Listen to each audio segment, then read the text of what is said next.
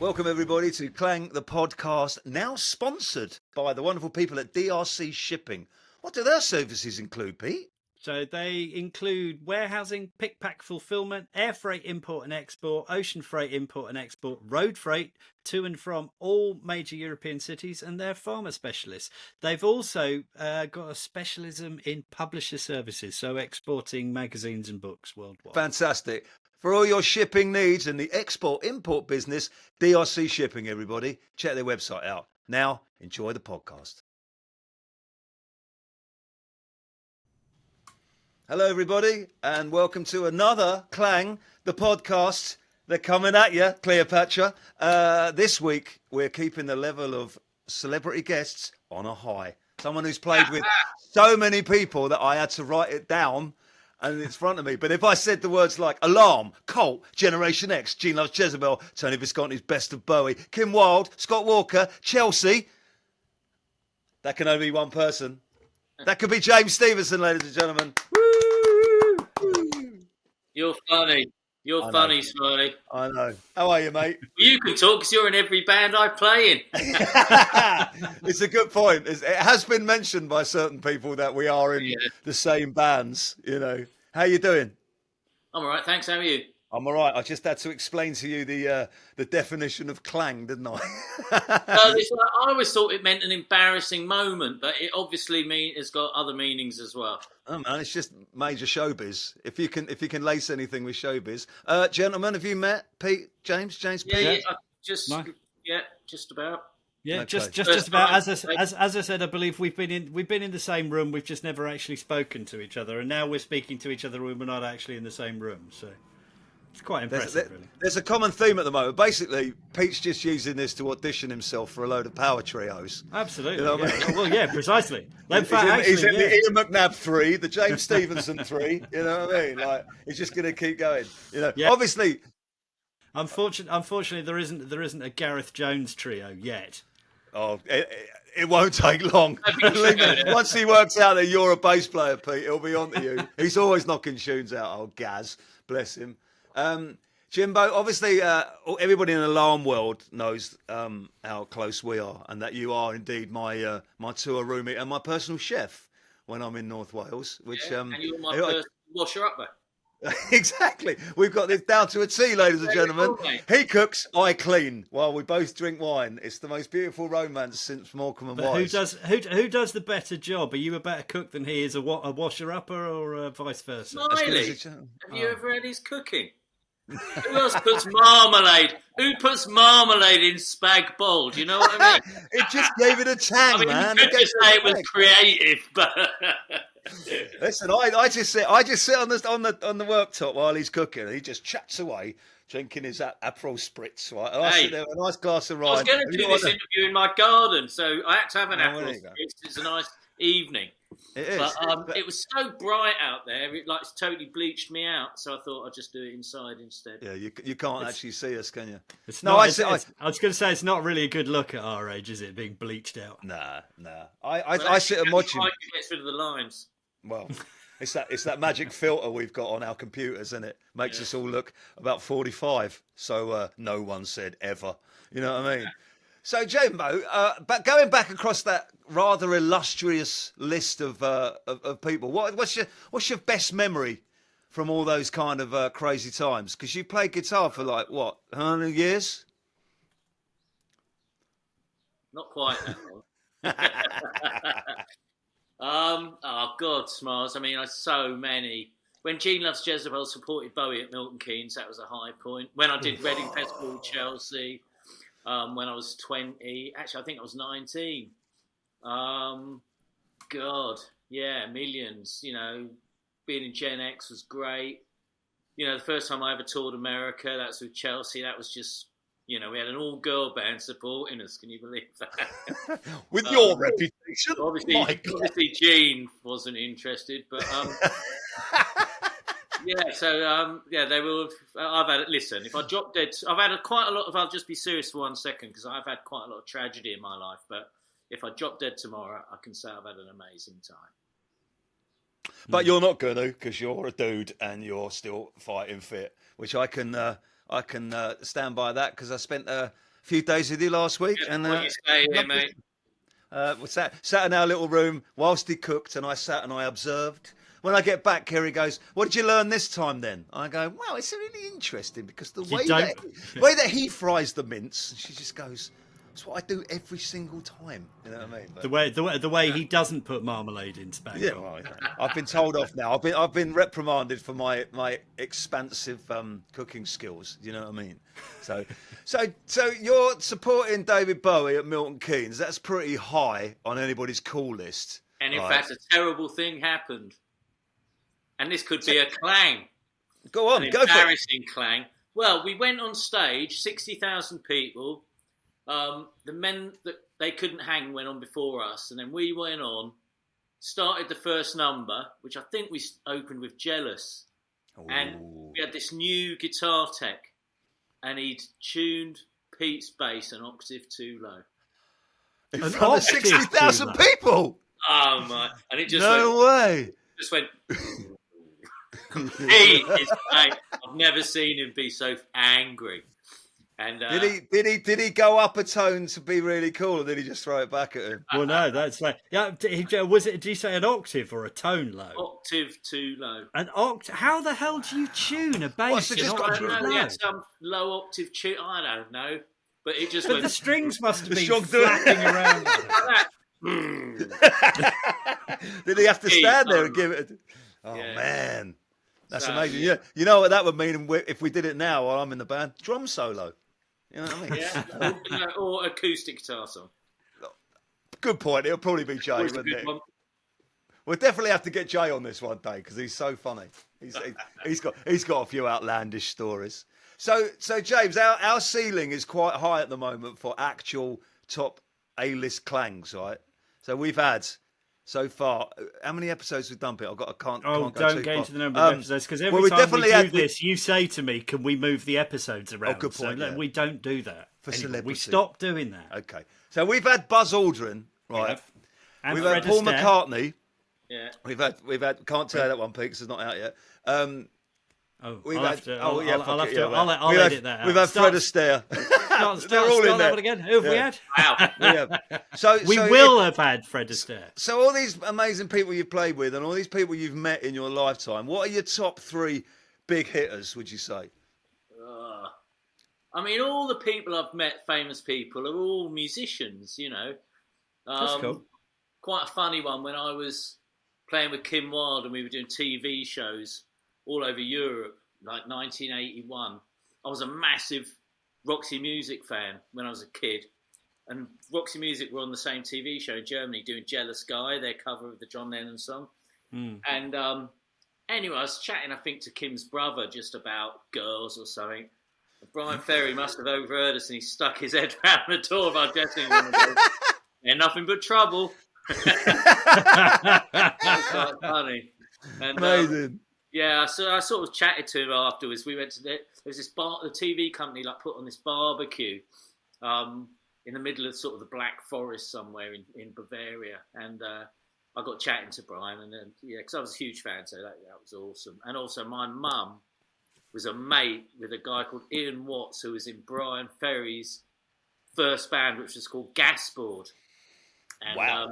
I started chatting to Brian about him, and he was like, because that guy showed me some guitar licks when I was about 13, and he was incredible. And the first thing Brian Ferry said to me was, when I mentioned my mum knew Ian Watts, he said, "What an amazing guitar player." And no one knows, he just vanished off the face of the earth. Oh, really? Did he go on to play with anyone else? No one knows wow. what happened to him. No, mystery. I've tried to track him down quite a few times, but you can't find him. Wow. It's interesting you say Brian Ferry. I reckon. So you've just reminded me. Actually, my mum's massage therapist is married. Careful what you say. He's a massive 6 foot. My mum's massage therapist is married to Brian Ferry's old tour manager. Oh, blimey! We should call this tenuous. The podcast. Oh, well, no, that's not That's tenuous. amazing. That's a great link. That's amazing. Well, I'm trying to think how far down the line. Oh, I got a Brian Ferry story. Ready? When I finished doing Robbie, I got quite friendly with Chris Difford because he came to a Robbie show, and I sat and had a chat with him and then David Entoven, Robbie's manager at the time. Really nice chat after a show, and with old Difford saying, bloody good drummer. Oh, thanks very much. And anyway, lots of shaking hands, and he walked out the door and David Entoven said, you haven't got a Scooby-Doo, that is, have you? And I said, no, should I? And he said, it's Chris Difford. Anyway, he was producing an album for Brian Ferry that was going to be... Yeah, at the time, back in 97, 98. Wow. Right? And he said, so he rang me up and he said, oh, do you want to play drums on it? I was like, Chris Difford is ringing me to offer me to play on Brian Ferry's album. This is the greatest day. The following day, a la Smiley World, he rang back, he went, Brian's thrown the album in the bin. He's going to do a 1920s musical album instead. You're not on it. And that was it. That was I had 24 hours of playing with Brian Ferry. There you go. Listen, I've got a thing like that, sort of thing like that. There was, because I played on Tricky's album, Max and K, which is sort of a seminal trip, one of the first probably trip-hop album. And he went on, obviously he was in Massive Attack, and then he was producing a Nana Cherry album in Spain. No. And Tricky's manager rang me up and said, because I played on his record, said, Tricky wants you to go out, it's on like a Thursday, Tricky wants you to go out, in the next couple of days and play on this Nana Cherry album. So I'm like, amazing. Great, send me a plane ticket and I'll be off, And anyway, she rang me up the next day. Tricky's been sacked. How typical is that of the music industry? Oh, God, well, we've all got those stories, haven't we? The trouble is, it's often out of your hands. That's the problem, you know what I mean? And half of my book is stuff that's happened that, if only, and it wasn't me. I didn't do anything wrong in half of those, you know what I mean? But, no, Brian Ferry, man, he's a ledge. He's high up there, Jimbo. But I'm actually just going back, actually, because I think Kim Wilde's got to be right up there as well. Being an 80s, being an 80s kid or 80s growing up in, it's like, Kim Wilde, definitely. I think that's a great one. What era were you playing with her? Physically, oh my not God! physically I was like a professional mimer for a year. Oh really? I'll tell you what happened. I knew Mickey Mo's son Calvin, and he rang me up and said, "My dad's just signed this girl singer to Rack, which was Mickey Mo's record label, and we need a guitarist to be in this video." So, and they're paying like the MU rate. So I'm like, great, I'll come down. I was like 20 or something. And that was the Kids in America video. And I went down, heard the song. And then literally, I'm not on it. I didn't play on it. And, Don't matter, you're in the video. Well, a month later, it was #1 everywhere in Europe, Wow. So then all I ever did, I played on the first 2 albums, not on the whole album, but on about 3 or 4 tracks on each record. But I never did a live gig with her, unfortunately. But we used to stay up in hotel bars getting drunk together many a time. Oh, that's so cool, because Kids in America, that was a cracking track when it came out. Yeah, monster, I love that. Monster hit. And the video, That's one of the songs of the 80s, isn't it? If you put like the top 20 well, the video, 80s songs. The video is sort of it's when sort of in the early days of video, but it was it's kind of a classic video in a lot of ways. It is. It's that sort of like. Grant. It's the slatted blinds that do it, isn't it? That's the Kids in America. Brian Grant did it, and he was a very good pop video director. Yeah. And Kim was a kid. She was like 18 and a little bit nervous, Yeah. When was the last time you saw her? I saw her about 2 years ago doing a gig, and I think Steve Norman was getting up with her, and so I thought, I'll go down and say hello to everyone, It's lovely. He's coming on this, by the way. Is he? Yeah, I messaged him yesterday. Yeah, and I said, come on, Steve. I said, I've got to get you on it. And he went, yeah, definitely. I went, oh, brilliant. When you're free? He went, He went, end of the month, how flaky he is. I was like, I'm going to get him. He will do it. He will do it. And it'll be great as well, because once you get him talking about stuff. And I remember as well, and I was going to say this to you, to Pete as well, like, he was in Band-Aid, right? There can't be many we could get, apart from Glenn Gregory was in Band-Aid as well, so we could maybe get him. Yeah. Because obviously we toured, James, as you were in Holy Holy, the Bowie band, and I came and saw Holy Holy. In fact, me and Steve Norman were actually You founding started it? members of that band. That's right. That's right. Really? And Yeah. Clem Burke was the drummer, and then Woody Yeah. Woodmansey popped up and said, "Actually, I'd like to do this." Mm. And the funny thing is, with Woody, 5 years is like his signature track, and it's a simple thing to play, but only Woody can make it sound like the record. It is weird because you're right. It's really simple, but it's really hard to nail like he did. We didn't do it in the end, did we? No, but also I think that's because it's like Woody's. Yeah, it's out of respect to Woody. That was, I think, that we did. That was one of my favourite things to happen because I came to see you play at Shepherd's Bush Empire, and it blew me away. And I'm not just saying that; it was absolutely brilliant. And it was one of the best gigs I've ever been to. Right, and you were awesome. Cuddiford was Steve awesome. doing it then? No, so Paul Cuddiford on one side, you on the other side, like with the opposite guitars. Yeah. Right. And it was so brilliantly bookmarked. And obviously, Woody, I was just sitting there going, it's Woody. This is amazing. So I had the best night. And then you played again in Guildford. And I remember that. And I came again, and it was great. I went with Dale Davis actually. It was brilliant. And afterwards, Tina Clark was there, my friend from Zildjian at the time, and she said, "Oh, come on, Woody wants to meet you." Right. And I went and met him, and there's a picture somewhere of me, the most starstruck bloke ever. I just stood there like this little kid, right? I'll tell you thinking, what. Yeah, when I was at school, like I grew up with the glam rock thing, from that era, and they were all my favourite bands, T-Rex, Bowie, Roxy Music, all that stuff. And when I was playing in bands at school, if someone had said to me, "One day you will be in a band with Tony Visconti and Woody Woodmansey," I know. Yeah. Well, yeah, but it is weird, isn't it? I mean, it's on a kind of lesser level. I mean, I know I'm not playing with any of these people, but it's like what we've been doing, and I mean, you say the same thing, Smiley. It's like the people, Ian McNabb, James, all these other different people that you haven't seen yet that have come on the podcast. Mm-hmm. It's amazing when you get to sort of later in life, you go, bloody hell, Let's say if I'd known I'd have been sort of on a podcast with the guy who was in the Kim Wilde video that I loved. I wouldn't have believed it. Somebody said to me, 40 years time, you're going to be on a podcast with him. But don't you think it's great that you can still get a little bit starstruck in your later years? You know what I mean? Like people assume that. I know I've had it from loads of people. When I kind of mention that I'm really starstruck by someone, they're like, "You've been doing this for donkeys."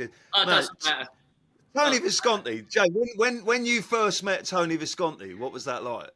Well, it was really funny because Tom Wilcox, who was looking after the band at the time, it's in fact me, Steve Norman, and Tom were the people that instigated the idea, and then Woody was doing it, and Woody spoke to Tony, and Tom Wilcox said Tony is up for doing it.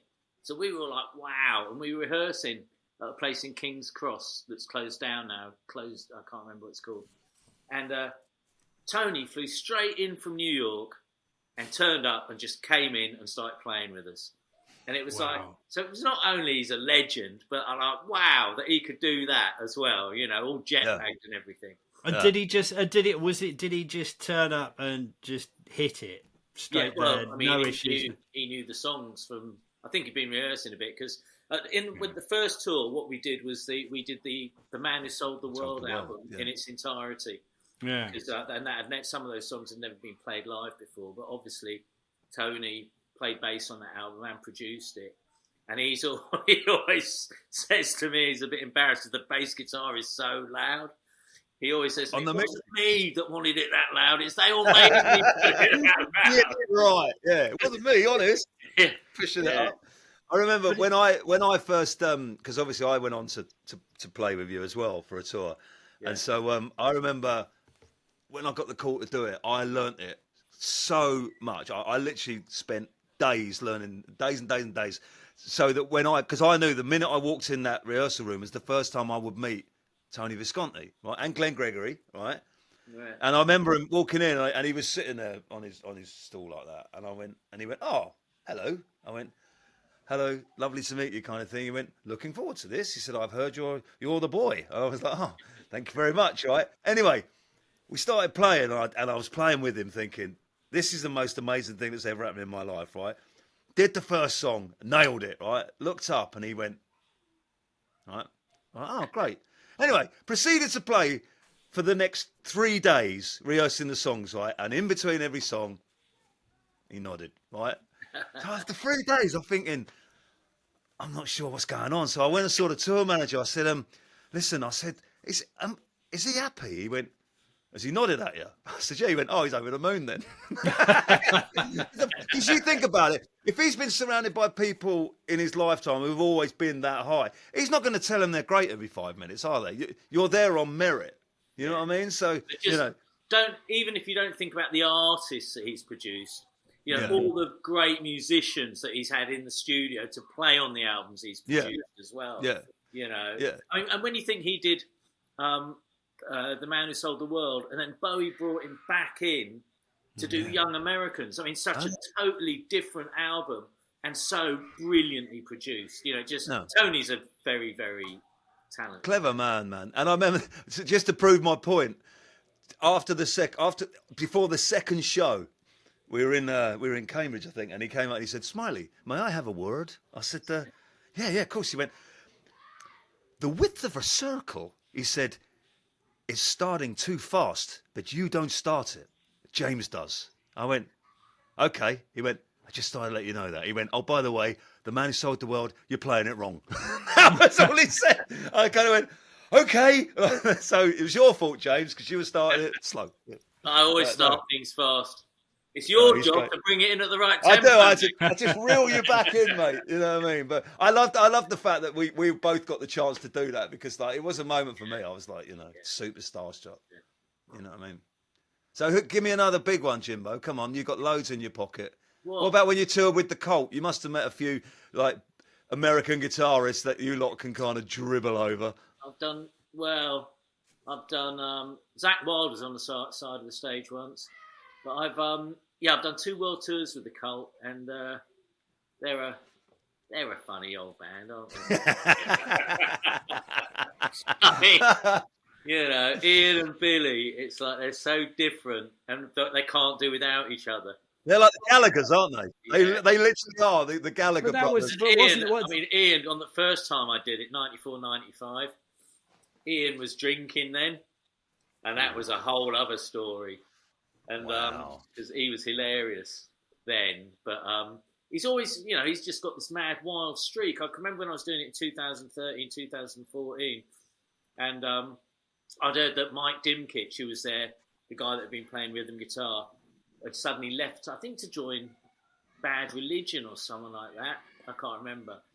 Anyway, I heard that, so I just texted Billy straight away and said, I've heard Mike's left the band. I said, if you need a wingman, I'm here, And literally an hour later, he texted me back and he goes, are you available for these dates? And can you do it for this much? Low ball. And I just said, yes. And but like the third gig, I think it's in San Diego. And Ian's got he's got this thing with a tambourine that's just one of his it's kind of like one of his things that he does, And he has one of the crew, like he's on the side of the stage and chucks him the tambourine. He just catches it and goes straight into, like whacking it on his arse and doing all that. Anyway, this one time, well, it was the third gig, I could see it going through the air and I just knew Ian was going to like head it like a soccer ball. And as it came through the air, that's exactly what he did. And those little tambourine. Yeah. Them little discs. It's on YouTube, I think. It split his head right open. No. But he didn't go off stage. He just did the rest of the gig looking like this mad demon. Like Terry Butcher. Like blood everywhere. I think it's in San Diego, 2013. Worth a look. Channeling his inner Ozzy Osbourne. Yeah. Well, yeah. Then he got a bat. Yeah. Amazing, man. Amazing. That must have been incredible. Because the Cult, we supported them, didn't we, last year? And they've still got... I was talking to Mike Peters about it, and I was like, what? We were at the side of the stage. I said, why are they so good? He was like, I don't know. He said, I can't put my finger... There's like a magic between There's a lot Ian of and great Billy. songs. A lot of great Yeah, but there's a sort of magic between them. Basic songs as well. I said Yeah. one. There's a. I don't know if you know who, but Little Barry Cadogan. Yeah. He's he plays. Well, he did play with Primal Scream and stuff. But when I was doing the cult, he was asking me how it's going. I said, this was my standard answer. I used to say in interviews, it's great. I just stand at the back and play A&D all night. and Barry goes to me, yeah, but it's a good A&D, isn't it? There you go. And that's the thing, you can't put your finger on it, but there is just something really, really great about their stuff. It's uplifting. I mean, it's just proper rock and roll, isn't it? But I think it's kind of like, I was when we were writing that stuff together, Smiley. A lot of the time I was finding myself kind of like coming back to sort of like thinking of little guitar licks and actually going back to Billy Duffy stuff. As you go back to kind of like some of those licks, like She Sells Sanctuary, that kind of stuff. It's kind of like they're great. It's terrible thievery. I mean, I would invite you to listen to Wildflower and Rock and Roll Singer by AC/DC. Really?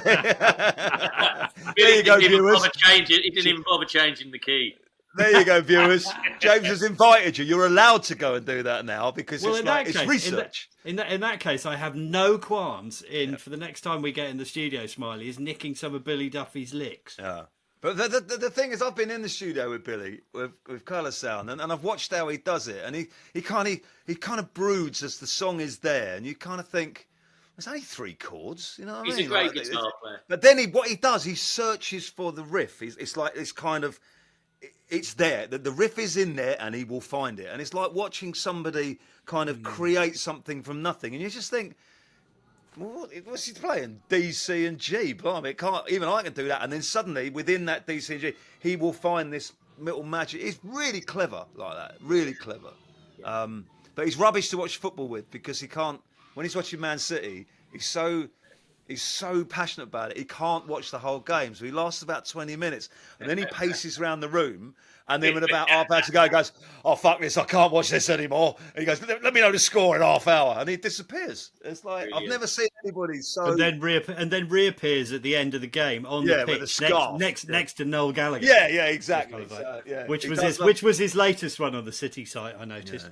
Being a City fan myself. Yes, well, can I say congratulations now, Pete, on winning the cup? Oh God, we've got no. You're not playing it for 2 weeks, but it's such a given. I'll congratulate you now. Talking of football, did you know, Peter, that James and I famously wrote or recorded a famous football anthem, "Blue Is the Colour" by the Chelsea team with Phil Daniels, and we called it Phil Daniels and the Cockney Alarm, and that's on YouTube, everybody. And it was brilliant. It's on YouTube. Because at Chelsea, in the end, for some reason, Phil got embarrassed about it because he's a massive Chelsea fan. I don't know why he didn't like his vocal. I mean, it was just, it was a punk rock thing, wasn't it? Yeah.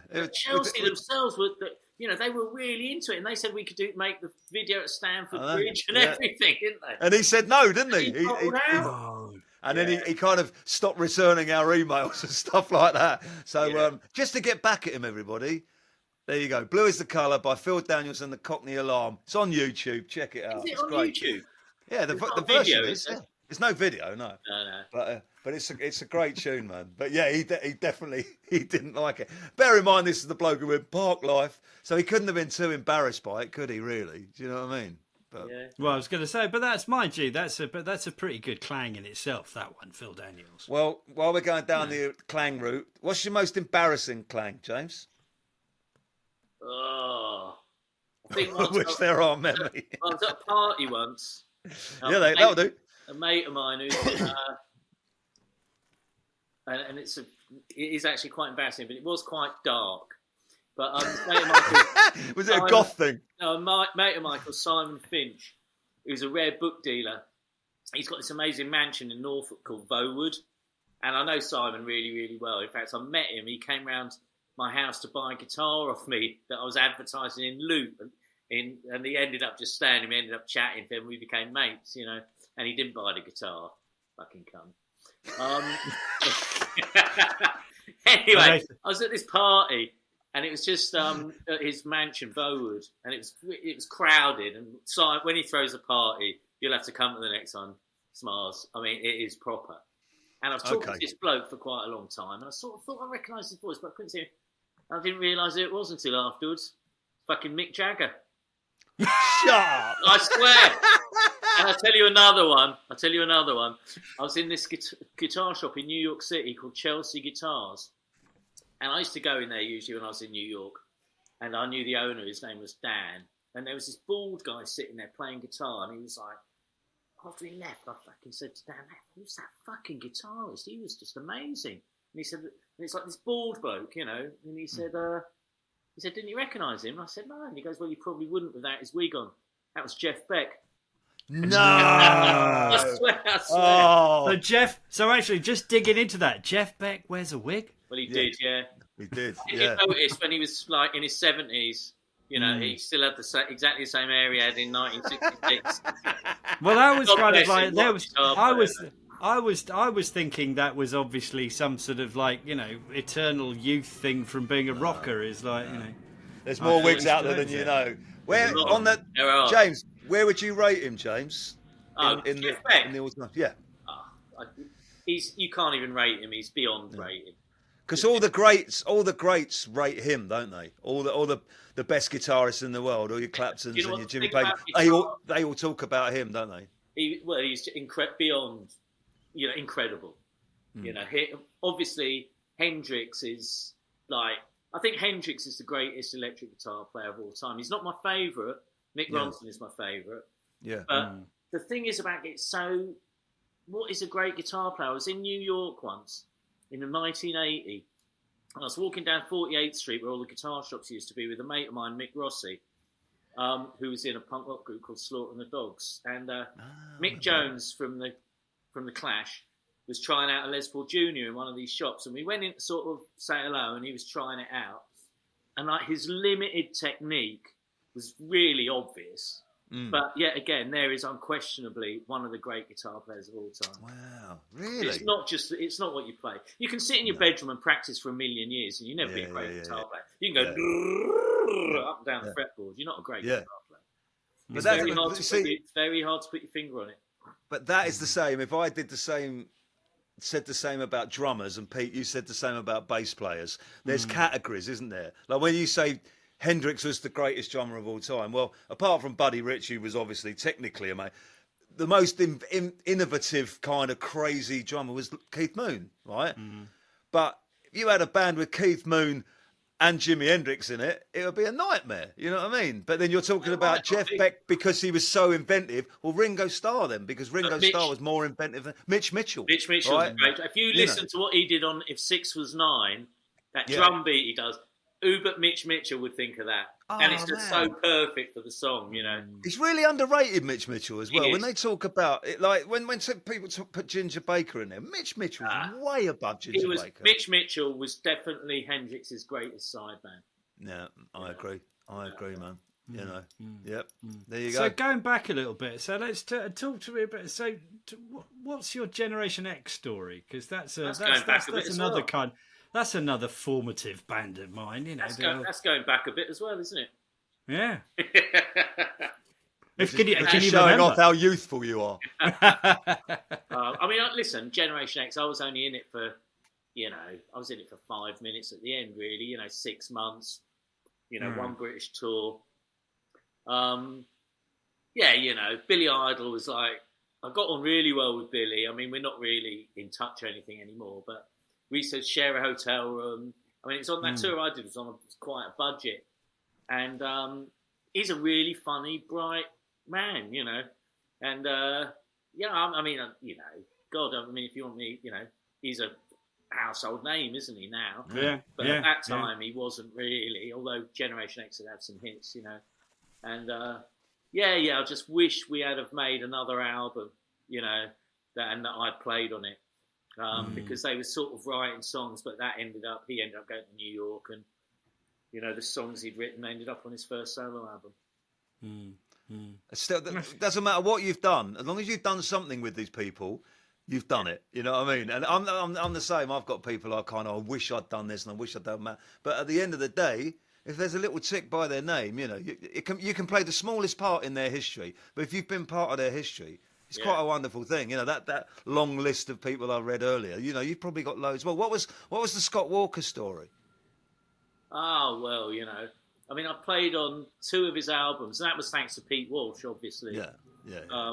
Who was producing him, and he's produced like 5 Gene Loves Jezebel albums. And you've worked with Pete. Oh, he's amazing. He's incredible. He hears things that normal people cannot hear. Yeah, he hears yaks in Quebec. He'll stop the session and go, Is there a yak in Quebec changing his mind at the moment? It's ridiculous, yeah. No? He makes you feel really deaf, doesn't he? Yeah. But Pete always, you know, he was always saying to me, you know, he'd done the Scott Walker album called The Tilt, and Scott was about to make a new album which became The Drift. And Pete Walsh was like, I really want to get like a proper like rock guitarist on there, someone that understands a bit of rock and roll. 'Cause got all these session players all sight reading. He said, I think it's all a bit sterile. You know, he got me down to the studio in Acton, it was, in West London, and I walked in, and there's Scott. I'd never met him before. He's just sitting behind the desk with his baseball cap on, and obviously one of the great voices of all time. Yeah. And Pete introduced us, and he said, "Nice to meet you, James. And just to let you know, I don't want to hear anything that sounds like a guitar."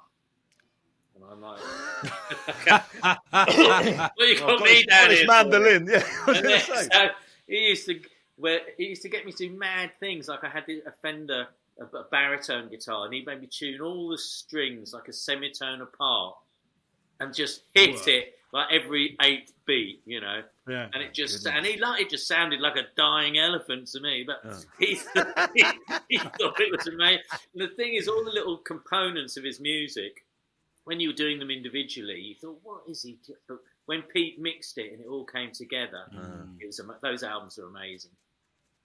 The thing is, with people like Pete Walsh, when we did that album with Gene Loves Jezebel last year, I rang him beforehand. I just said, look, do you mind if I sit and watch you? I'm just going to ghost you for a few days. And he was like, yeah. And I just watched him. And it was, at first I was thinking, well, what's he doing that's so clever? And then as I really started to watch him, I could see the tiny little things he was adding underneath, and the plan he had. He was like 10 steps ahead.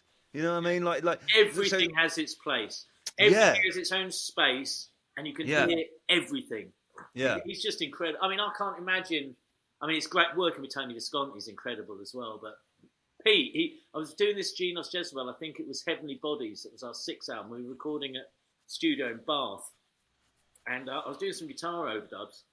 And the assistant engineer was sitting next to me. And Pete Walsh suddenly said, "What's that noise?" And the guy's name was Greg. And he goes, "What noise?" And I'm like, "What noise, Pete?" "That noise. You know, that sort of funny noise." And I'm like, couldn't hear. He goes, "Play it back there between this and, you know, this time and this time we're playing." None of us could hear it.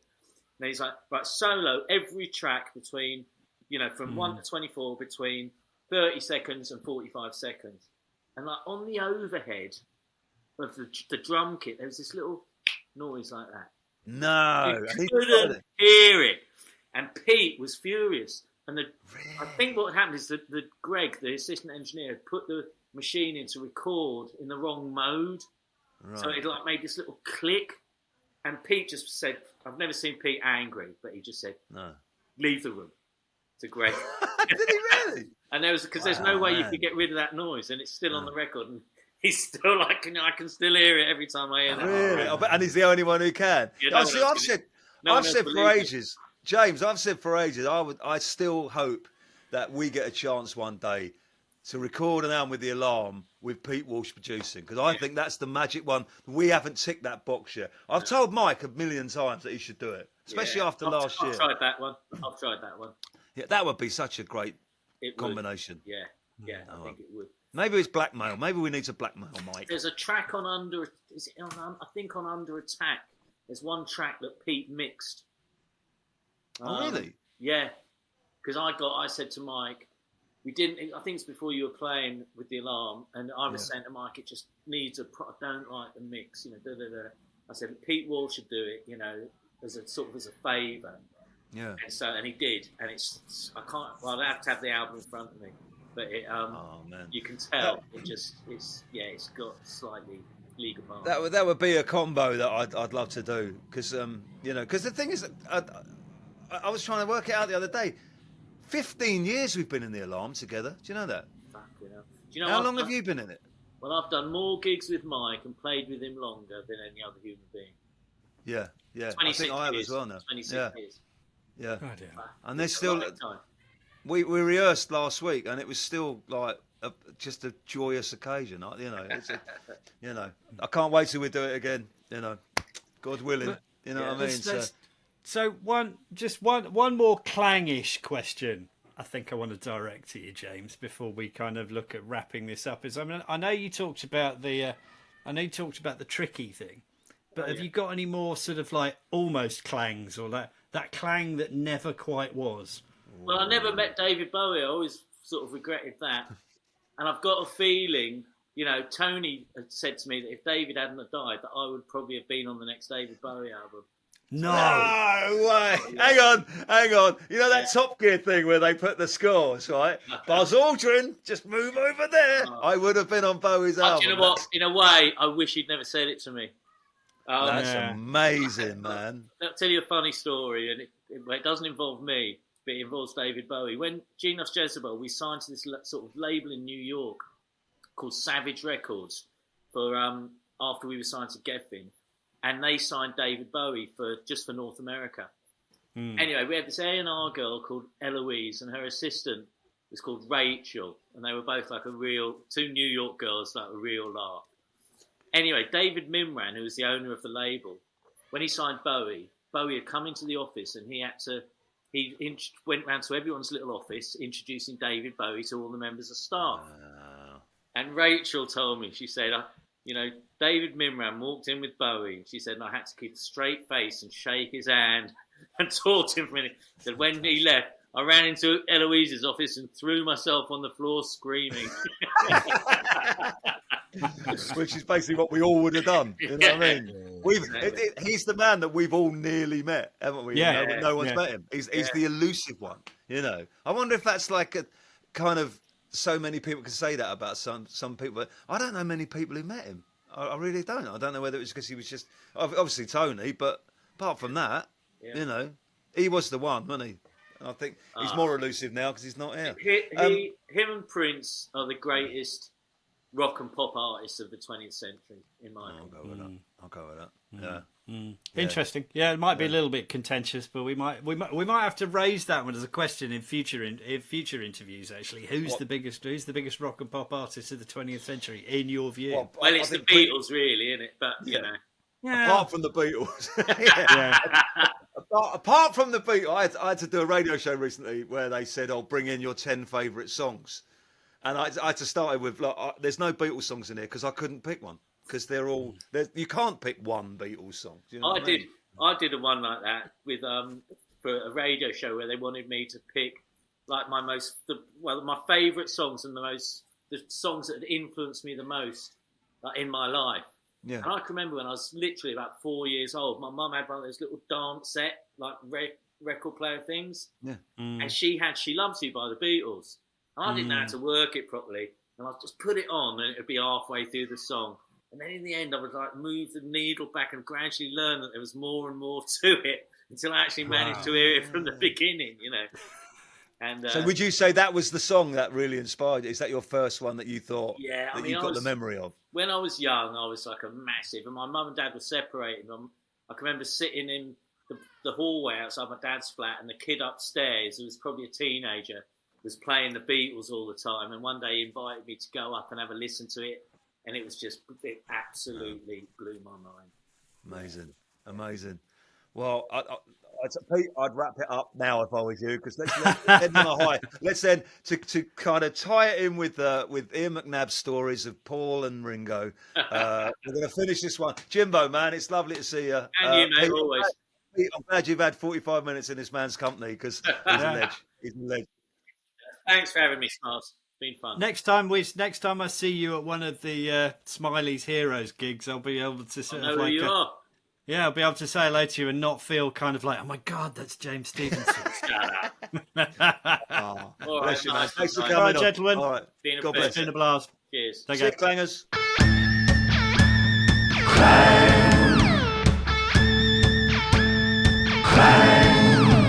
The podcast.